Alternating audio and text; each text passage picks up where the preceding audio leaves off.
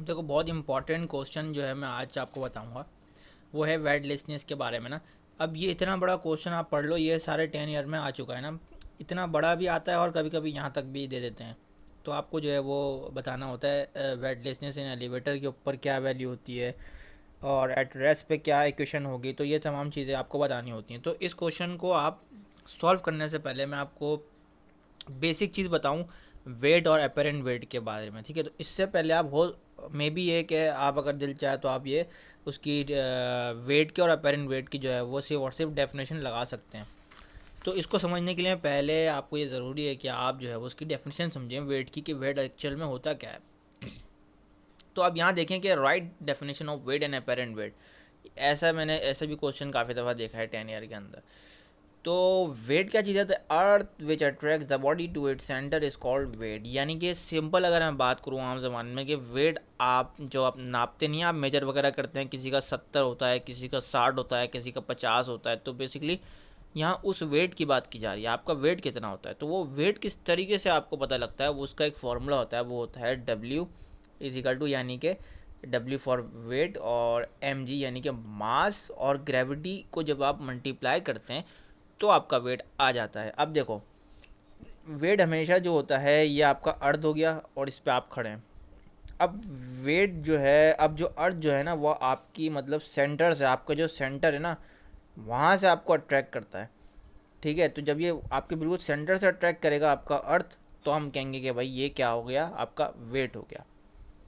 तो अब ये आपने जो है डेफिनेशन लगा दी, यहाँ पर फॉर्मूला आपने बता दिया कि भैया W is equal to mg जो इसका फॉर्मूला होता है वेट मालूम करने का। और ये काफ़ी दफ़ा आपको न्यूमेरिकल वैल्यू में मिलेगा, where W weight of the body, m mass of the body, g acceleration of gravity of body. यानी कि वही ग्रेविटी, अर्थ की ग्रेविटी कितनी होती है 9.8।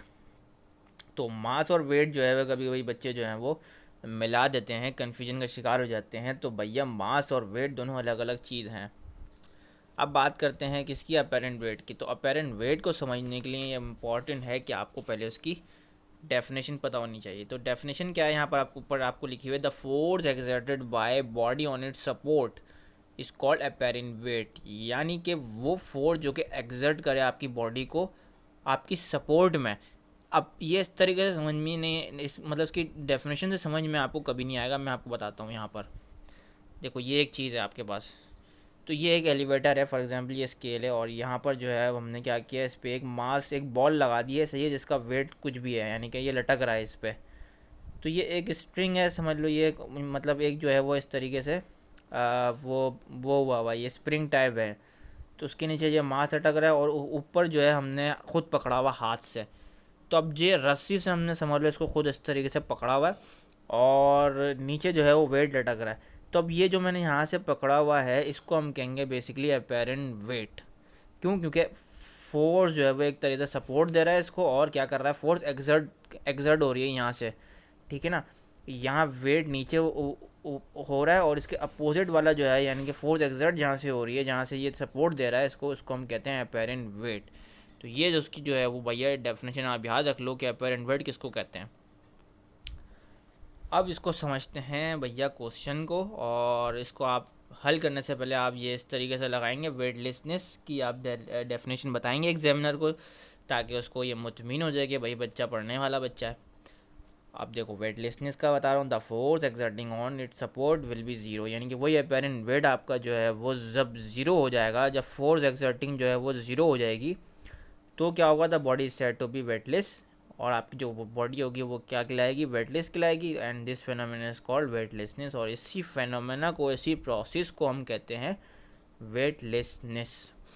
सही है। यानी कि इसका मतलब सिंपल एज ये हुआ, यहाँ से आपने पकड़ा हुआ है ना, अगर ये जो अपेरेंट वेट है इसकी वैल्यू ज़ीरो हो जाए, ठीक है, यानी कि फ्री हो गया, बिल्कुल फ्री फॉल हो गया। आपने जो है, आप चांद पे तो गए नहीं होंगे, लेकिन अगर आप चांद पे जाएं तो आप देखें, आप जो है वो आपकी पकड़नी है उस चांद के ऊपर, आप बिल्कुल फ्री फॉल घूम रहे होते हैं ऊपर नीचे आगे पीछे। तो वो जो चीज़ होती है, वो जो सेटेलाइट, आप अगर सेटेलाइट को देखें, एस्ट्रोनॉट्स को देखें, तो वो जब हेलीकॉप्टर उसके अंदर सेटेलाइट के अंदर घूम रहे होते हैं तो वो बिल्कुल फ्री फॉल घूम रहे होते हैं। तो उसी चीज़ को हम कहते हैं वेटलेसनेस, ठीक है, जो कि हम आगे आर्टिफिशियल ग्रेविटी में भी पढ़ेंगे। तो वो सारी चीज़ें होती हैं वो इसी के अपेरेंट वेट जो होता है वो ज़ीरो हो जाता है, जब अपेरेंट वेट ज़ीरो हो जाएगा तो भैया ये जो मास जो यहाँ पर लटक रहा था तो ये मास भी क्या हो जाएगा, फ्री हो जाएगा, ऐसे ही घूम रहा फिर रहा होगा हवा में। सही है, तो ये बात यहाँ पर की जा रही है। अब देखो इस अब जो है वो वेटलेसनेस एंड एलिवेटर, अब पूरी डेरिवेशन कर रहे हैं ना हम लोग ये। तो अब देखो यहाँ पर consider a body which mass is m exerting a force on its support call apparent weight as shown in the figure। सही है, इसकी डेफिनेशन के साथ साथ हमने लगा दिया और apparent weight की डेफिनेशन आ गई यहाँ पर, और इस शोन इन द फिगर आप बिल्कुल लिखेंगे यहाँ पर, और ये जो पूरी की पूरी जो है वो आप डायग्राम बना लेंगे।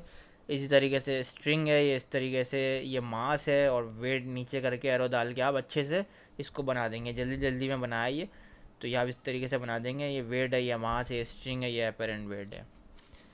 अब एक चीज़ देखो आगे क्या होगा। अब ये इस तरीके से आप सब हेडिंग लगाएंगे, the elevator is at rest. अब एलिवेटर की जो है वो हम वैल्यू इक्वेशन बताएंगे किस पे, एट रेस्ट पे क्या होती है। तो when the elevator is at rest the apparent wait and actual weight will be equal. अब रेस्ट पे आपको पता है कि भैया अपरेंट वेट की वैल्यू और एक्चुअल वेट दोनों क्या होंगे, दोनों इक्वल हो जाएंगे। ये आपको बात पता होनी चाहिए। अभी आगे बताता हूँ मैं क्यों। अब देखो ये फॉर्मूला आपका बन गया अपरेंट वेट और एक्चुअल वेट। अपरेंट वेट को किससे डिनोट किया जाता है, टी से, और एक्चुअल वेट को किससे डिनोट किया जाता है, डब्ल्यू से। तो अगर इसकी वैल्यू और इसकी वैल्यू डब्ल्यू की वैल्यू दोनों जो है वो इक्वल आ रही हो, तो यानी कि दोनों बिल्कुल इक्वल हो जाए, तो हम बोलेंगे कि भैया एलिवेटर किस पे है, एलिवेटर रेस्ट पे है। ये बात समझ में आई यहाँ तक। अब यहाँ देखो when elevator is moving upward direction, तो आपने वन करके इस तरीके से आपको बताना है एग्जामिनर को। तो when elevator is moving upward यानी कि जब एलिवेटर अगर ऊपर की तरफ जा रहा होगा, ऊपर की डायरेक्शन में जा रहा होगा, फिर क्या होगा। तो अब आपको एलिवेटर कन्फ्यूजिंग वर्ड लग रहा होगा ना, तो भाई एलिवेटर मैं आपको बताता चलूँ दोबारा से कि भाई एलिवेटर क्या है। देखो भाई सिंपल है यार, इतना सिंपल है कि मैं क्या बताऊँ। देखो ये इस पूरी चीज़ को हम कह रहे हैं भाई एलिवेटर है। इसको आप सपोज करके चलो कि आप ये पूरी चीज़ को क्या कह रहे हैं, ये पूरा एलिवेटर है और ये इसी एलिवेटर की बात की जा रही है। अब यहाँ मैंने बताया कि आप जो है ये जो आपका सिंपल, अगर ये एलिवेटर की मैं बात करूँ तो ये जो चीज़ है ना, ये एलिवेटर आप इसको कंसिडर कर लें। ये ऊपर की तरफ जा रहा है यानी कि इधर इस साइड पे जा रहा है, क्योंकि ये एक सिंपल पेंडुलम की तरह अगर घूमेगा तो ये अपवर्ड और डाउनवर्ड होगा। सही है, ये अपवर्ड और डाउनवर्ड होगा, इस तरीके से घंटा घर की तरह घूमेगा ये। तो अब ये ऊपर की तरफ जा रहा है इस तरीके से, तो जब ये ऊपर की तरफ जा रहा है, ये आपका ये मास इस तरीके से ऊपर की तरफ जा रहा है, तो हम बात कर रहे हैं कि फिर क्या होगा। देखो फिर जो है वो क्या होगा, नेट फोर्स अप्लाई होगी, और जब ये यूपर की तरफ जा रहा है तो ये एक्सेलरेशन के साथ जाएगा। तो हम दोनों चीज़ बताएंगे और उस पर जो है वो अपैरेंट वेट और वेट की वैल्यू भी हम बताएंगे कि क्या होगी। यानी कि सिंपल अगर मैं यूँ करके लिख दूँ इसको, तो यहाँ जो है वो इसका वेट होगा, और इस साइड पे जो होगी वो टेंशन आप ले सकते हैं उसको। ठीक है, इस तरीके से होगा ये, और इसको एरो डाल देता हूँ ताकि आपको पता चलिए ऊपर की तरफ जा रहा है। तो अब देखो यहाँ देखो, अब यहाँ आपने डाल दी भैया, क्या डाल दी आपने, एक हेडिंग डाल दी, और आपने बताया कि when elevator is moving upward direction with an acceleration A the net force acting on it, यानी कि नेट फोर्स एक्ट लगेगी, इस पर एक्ट हो जाएगी। तो आपने ये फार्मूला बताया नेट फोर्स का क्या होता है। फोर्स का फार्मूला सबको पता होता है कि भैया M equal to M A होता है, एम मल्टीप्लाई बाई एम यानी कि मास मल्टीप्लाई बाई एक्सेलरेशन, और अपरेंट वेट और माइनस और एक्चुअल वेट। तो ये एक फार्मूला होता है, याद रखिएगा। आगे भी मैं इसी तरीके से बताऊँगा इसको। तो अपैरेंट वेट मैंने यहाँ पर पहले क्यों लिखा, ये क्वेश्चन आपका होना चाहिए। देखो अपैरेंट वेट मैंने इसलिए यहाँ पर पहले लिखा क्योंकि अपैरेंट वेट की वैल्यू ज़्यादा है, तो जिसकी वैल्यू ज़्यादा होगी उसको हम यहाँ पर फॉर्मूले में पहले लिखेंगे।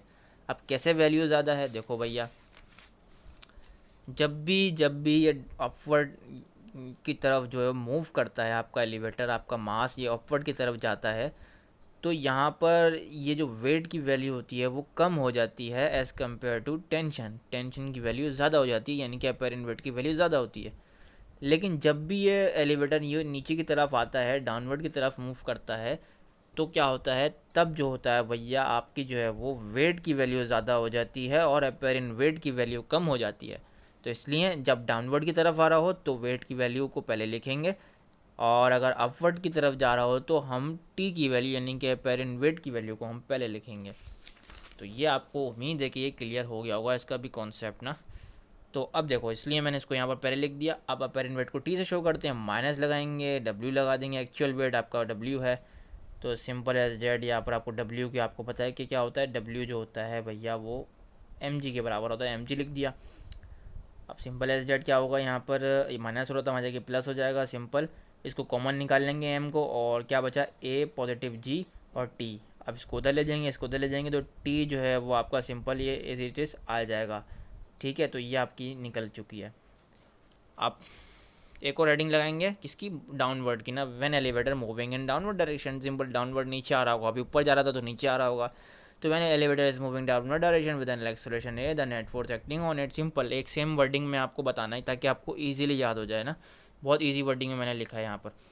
तो अब जो है वो नेट फोर्स, अब यहाँ पर एक्चुअल वेट देखो मैंने पहले लिखा है, क्योंकि यहाँ पर मैंने आपको बताया था कि डाउनवर्ड में वेट की वैल्यू ज़्यादा हो जाती है और अपवर्ड में टी की वैल्यू ज़्यादा हो जाती है, यानी कि अपेरेंट वेट की वैल्यू ज़्यादा हो जाती है। तो डाउनवर्ड हो रहा है तो भैया ये डाउनवर्ड यूँ नीचे आ रहा है, तो इसलिए एक्चुअल वेट की वैल्यू ज़्यादा है इसलिए इसको मैंने पहले लिखा, अपेरेंट वेट की कम है इसलिए मैंने इसको बाद में लिखा। फोर्स का आपको पता होता है एम मल्टीप्लाई बाई ए होता है फॉर्मूला, वही डब्ल्यू की जगह एम जी आ जाएगा, और टी वहाँ चलेगा क्योंकि माइनस में था, टी वहाँ चलेगा पॉजिटिव हो जाएगा, फिर ये एम है तो इधर आ जाएगा, ये माइनस के अंदर हो जाएगा, और सिंपल एज दैट इन दोनों को कॉमन ले लेंगे तो वही जो है आपके पास इसकी तरह क्या बचेगा, जी माइनस ए बचेगा। तो ये वैल्यू भी आपके पास डाउनवर्ड के अंदर आ गई। तो ये बेसिकली न्यूमेरिकल के अंदर भी आ सकता है कि अगर अगर डाउनवर्ड डायरेक्शन में जा रहा है एलिवेटर तो हम जो है वो वैल्यू दे दी जाएंगी, इसकी एम की वैल्यू दे दी जाएगी, जी की वैल्यू पता होती है, और एक्सलेशन दे दी जाएगी, और पूछे जाएगा एलिवेटर की वैल्यू मालूम करके बताएं या टी की वैल्यू मालूम करके बताएं, तो ये फॉर्मूला लगाएंगे आप डाउनवर्ड में। और अगर आप पूछ ले जाए कि भैया अपवर्ड में बताएं तो अपवर्ड में फिर आप ये वाला फॉर्मूला लगाएंगे। ठीक है, ये न्यूमेरिकल की एक हिसाब से ये भी कॉन्सेप्ट हो गया।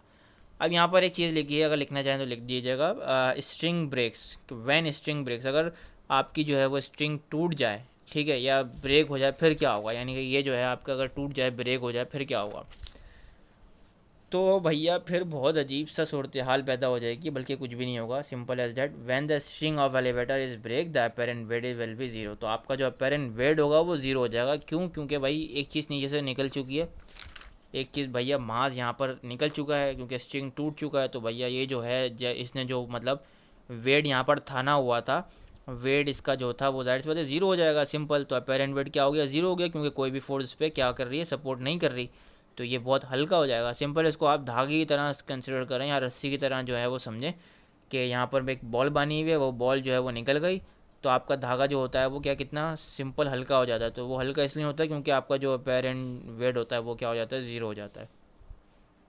तो अब यहाँ देखो भैया, वही सिंपल एज डेट आपने ये एक वैल्यू लगा दी जो मैंने ऊपर यहाँ पर बताया था आपको, ये आपने लगा दी, टी की वैल्यू आपने ज़ीरो कर दी क्योंकि अपेरेंट वेट ज़ीरो है, तो अब यहाँ पर ज़ीरो आ गया, इसकी जगह M G minus M A हो गया।